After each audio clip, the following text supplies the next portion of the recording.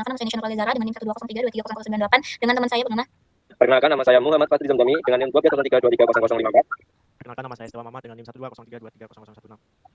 Perkenalkan, nama saya Muhammad Himadi Syarif dengan NIM 12032300067 dan teman saya. Perkenalkan, nama saya Felix Mamura dengan NIM 12032300068. Baik, langsung saja memasuki sesi presentasi. Oke, proyek kami bernama e-commerce Belanjaku, yang dimana Belanjaku ini dirancang lebih dari sekedar platform e-commerce biasa. Nah, inti dari proyek ini adalah arsitektur halaman produk dinamis yang dibangun di atas kerangka kerja modular berbasis data. Sistem ini menggunakan master prompt, yang dimana sebuah sistem variabel terstruktur yang mampu menghasilkan skenario halaman produk yang realistis dan sadar konteks. Kemudian tujuannya itu menciptakan fondasi kuat bagi manajer produk, desainer UX UI, yang dimana pengembangan dalam membangun pengalaman e-commerce kelas dunia yang disesuaikan dengan pasar Indonesia. Kemudian di sini ada filosofi arsitektur, yang dimana halaman produk bukanlah halaman statis, melainkan ekosistem dinamis yang terbagi dalam 4 zona strategis, yaitu membimbing pengguna dari penemuan hingga konversi. Di sini ada 4, yaitu zona kepercayaan dan bukti sosial, kemudian ada zona informasi multi produk, yang ketiga ada zona akses komersial, dan yang terakhir yaitu zona penemuan dan navigasi. Terus kemudian lanjut ke fitur utama. Nah, platform Belanjaku ini dirancang untuk mendukung fitur komprehensif yang esensial dalam e-commerce modern. Di sini ada beberapa poin. Yang pertama, bukti sosial dan kepercayaan pengguna, yang dimana ada peringkat dan ulasan, ada metrik kecepatan penjualan dan identitas penjual terverifikasi, kemudian ada informasi produk yang kaya, yang dimana ada hierarki visual, deskripsi terstruktur, dan atribut dan spesifikasi. Kemudian ada mesin harga dan promis berlapis, yaitu ada tampilan harga dinamis, promosi multilapis, dan gratis ongkir. Kemudian ada logistik dan opsi pengiriman fleksibel, yang dimana ada pilihan pengiriman dan transparasi biaya dan waktu. Yang terakhir ada keterlibatan dan personalisasi pengguna, yang dimana ada lencana status produk dan notifikasi penting. Di sini lanjut ke testat yang direkomendasikan. Mungkin ini akan dijelaskan lebih jelas oleh teman saya nanti. Kemudian di sini ada diagram alur pengguna atau flowchart yang akan dijelaskan oleh rekan saya selanjutnya. Seperti itu. Oke, selanjutnya kita masuk ke fitur utama. Di platform Belanjaku dirancang untuk mendukung fitur komprehensif yang esensial dalam e-commerce modern. Di sini ada 5 poin dalamnya. Yang pertama itu adalah saya menjelaskan tag yang direkomendasikan. Di sini saya akan membahas dapur-dapur dari program yang sedang kami kembangkan. Pertama itu adalah front end.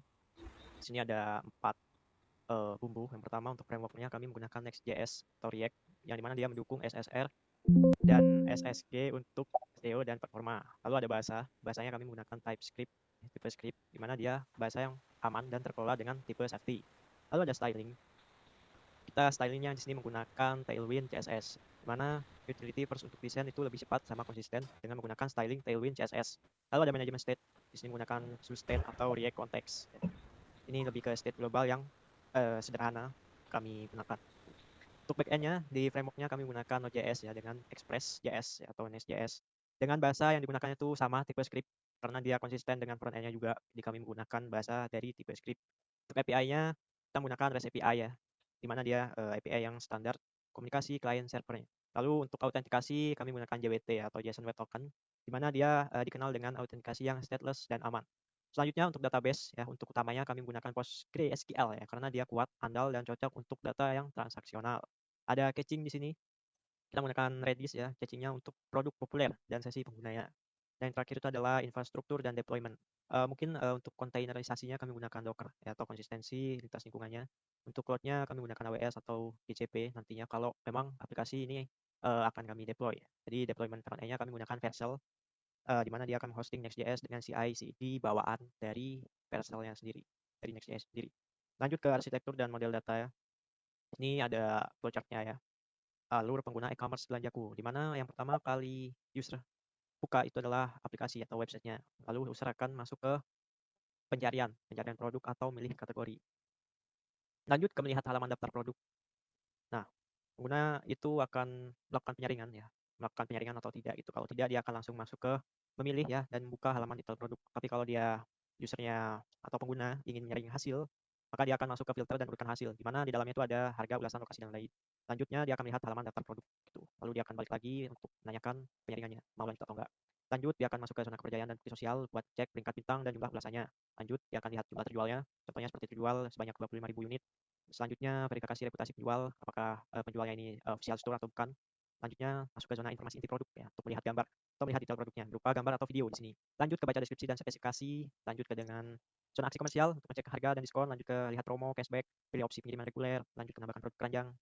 Dan sini ada 2 cabang lagi ya. Kalau dia lanjut belanja maka kembali ke halaman daftar produk. Kalau tidak, maka dia langsung ke halaman keranjang. Dia akan buka halaman keranjang, lalu memeriksa pesanan dan memilih alamat.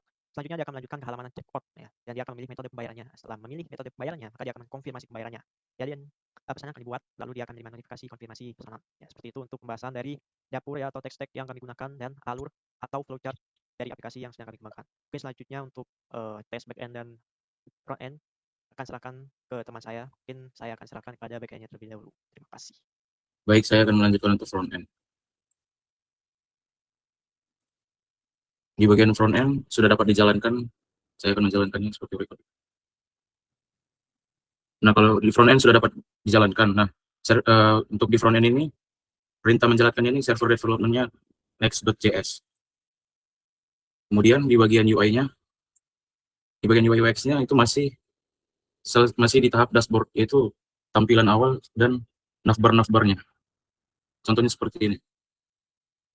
Nah, di Figma, ini Figma kami. Nah, dashboardnya itu yang ingin kami buat itu seperti berikut.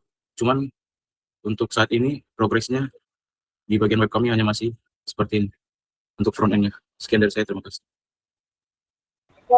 Baik, mungkin bisa kita lanjut ke bagian back end. Untuk teknologi yang digunakan itu sudah seperti yang dijelaskan oleh teman saya tadi untuk Setiawan Muhammad.